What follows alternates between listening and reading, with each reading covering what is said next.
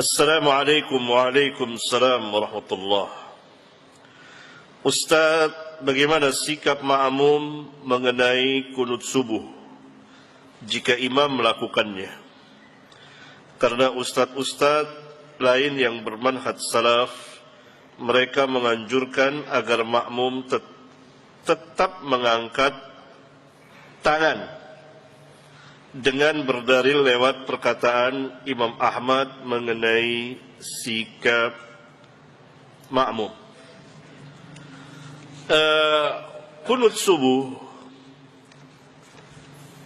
tanyakan kepada ustaz itu, kunut subuh bid'ah atau sunnah? Itu pertama. Kalau sunnah menurut mereka ahli kunut. Itu harus tahu dulu. Menurut antum, kunut subuh itu sunnah atau bid'ah? Kalau jawabannya sunnah, halas. Berbeda antara kita dengan mereka. Kita mengatakan kunut subuh itu bid'ah. Jika mereka mengatakan tidak ada ulama yang membid'ahkan, apa jawaban kita? Apa jawabannya? Enggak, apa jawabannya? Jawaban pertama, ketuanya ulama telah membid'ahkannya. Siapa? Sahabat.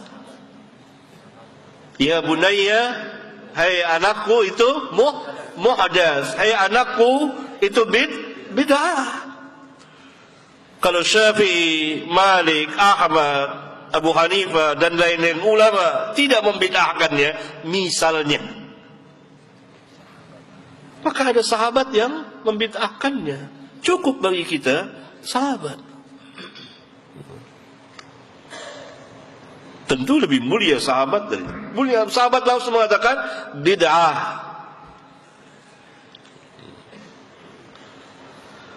Ya?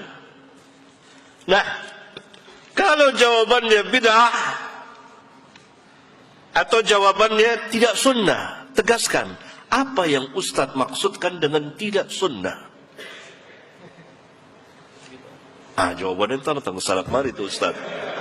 Karena mereka dibina atas dasar taklid, maka dia cari jalan ke sono, nengok sana, nengok sini, nengok sana. Maksudnya cari ilmu.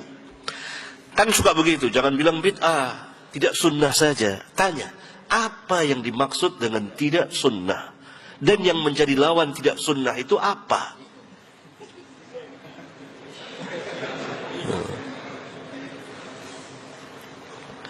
Bolehkah kita katakan usolli itu tidak sunnah? Iya, usolli tidak sunnah. Boleh nggak kita katakan usolli itu bid'ah? Iya, boleh bid'ah. Berarti sama dong. Sahih. Sebetulnya ikhwan, dalam dakwah seorang dai harus berilmu pertama, dan harus yakin dengan ilmunya, dan betul-betul membahas ilmiah, pembahasan ilmiah, dan harus memiliki syaja'ah, keberanian. Yang bid'ah nggak jadi masalah. Yang sunnah. Nah, kalau itu bid'ah, tanya, bolehkah kita mengerjakan bid'ah dalam sholat? Diperintahkah kita mengerjakan bid'ah dalam sholat? Boleh nggak? Nggak boleh. Dalilnya? Sallu kama ra'aitumuni usalli. Salatlah sebagaimana kamu melihat aku salat, bukan sebagaimana kamu melihat mereka salat. Tidak, aku salat. Semuanya merujuk kepada Nabi yang mulia sallallahu alaihi wasallam. Mereka berkata lagi, kita diperintah untuk mengikuti imam. Innamal ju'ilal imamu liyutamma bihi. Tanya, mutlaqan atau muqayyadan? Mutlakkah atau muqayyad dengan sunnah? Kalau dikatakan mutlaqan,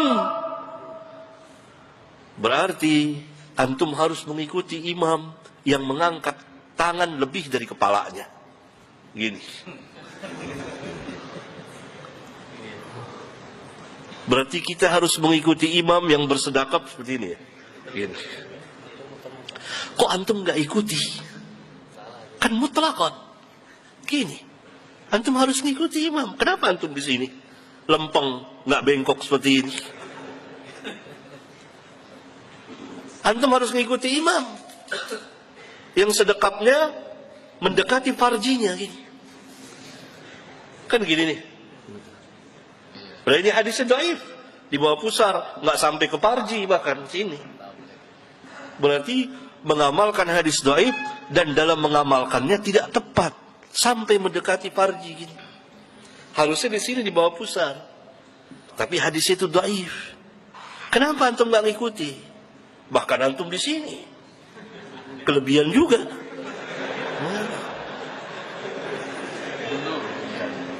Sahih. Saya ajak antum bebas merdeka. Ini saya. Antum imma mau ikut ustaz lah, antum merdeka. Saya hanya mau bahas ini. Untuk para pelajar merdeka. Bahas sendiri antum. Antum bisa baca kitab. Berarti tidak mutlak. Lalu tanya lagi, oh kita kan pernah Nabi SAW salat 5 rakaat, sahabat ikut.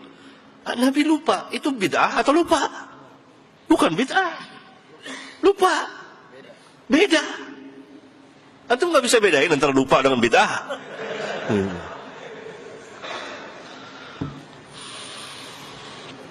Paham ya? Itu sekilas. Ada banyak lagi. Ya. Oleh karena itu, kita tidak diperintah mengikuti imam yang mengerjakan bid'ah. Kalau kita meyakini bahwa kunut subuh itu tidak sunnah, yakni bid'ah, maka tidak boleh kita ikuti. Dan kita tidak mengerjakan.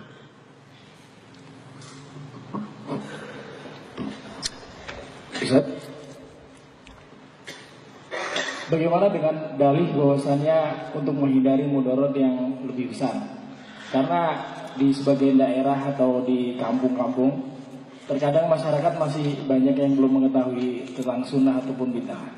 Nah, ketika kita ada di antara mereka, nah ada sebagian orang yang sudah mengalami bahwasanya dia tidak ikut kunut, dikucilkan atau bahkan dimusuhi. Itu bagaimana, Ustaz? Saya tanya sama antum, pembahasan tentang kunut subuh ada dan tidaknya ini baru setelah antum lahir atau jauh sebelum antum lahir? Jawab. Pegang mic. Jawab. Jauh sebelum anak lahir. Jauhnya berapa lama? Jawab. Sejak zaman sahabat. Enggak, di Indonesia, di Nusantara. Kan kita bicara ini, antum tinggal di mana nih? Di Indonesia. Di mana di Indonesianya? Jakarta. Jakarta, bukan kampung. Taruhlah di sana, iya. Nah, kunut, pembahasan kunut subuh sampai ada tulisan, sampai ada perdebatan, itu terjadi sesudah antum lahir atau sebelum antum lahir di Indonesia? Jawab. Sebelum anak lahir. Berapa lama? Berapa lama? Umur antum berapa sekarang? 23. 23. Kemarin sore. Bahkan tuaan pengajian ini dari umur antum. Tahun berapa antum lahir? 93. 93, tuaan setahun pengajian ini. Pengajian ini dimulai tahun 92. Antum belum lahir, tahun depan antum baru lahir, 93. Paham? Saya terangkan. Biasa ya. Jangan kecil hati antum, ini biasa. Ini majelis laki-laki. Bebas antum, bebas. Merdeka. Nah, jangan baper, jangan. Ya ini bebas mereka. Saya bukan marah sama antum, bukan ini. Enggak. Biasa saya antum tahu semua. Ya ini pembahasan kunut subuh di negeri kita ini sudah 1 abad kira-kira. Dan itu dari awal tahun 19-an. Bahkan bapak saya aja belum lahir kali itu. Kakek saya, kakek antum. Sudah ada. Jadi bukan hal baru. Bukan hal baru yang perlu ditakuti. Itu pertama. Yang kedua, kenapa antum dai yang pegang dengan sunnah lalu dikucilkan, dimarahi? Kok takut dimarahi? Hah? Ini sunnahnya para nabi dan rasul. Para nabi dibunuh. Lihat. Bani Israel membunuh para nabi. Ada dakwah. Biasa, hal biasa. Kenapa takut itu dikucilkan? Kenapa takut masyarakat? Padahal ini bukan hal lain, hal yang baru sekarang ini. Paham? Jadi tidak bisa, ini alasan yang sangat lemah. Lebih lemah dari sarang laba-laba. Paham ya? Udah lama. Dai harus betul-betul berani, punya syaja'ah. Dan hal biasa, jiwanya harus besar, lebih besar dari masjid ini. Terus lapang, biasa. Antum dimarahi, dicaci maki, hal yang biasa. Enggak apa-apa. Kenapa? Kenapa takut? Hah? Padahal doanya kan Allahumma inni a'udzubika minal jubni. Mungkin enggak baca doa itu kali.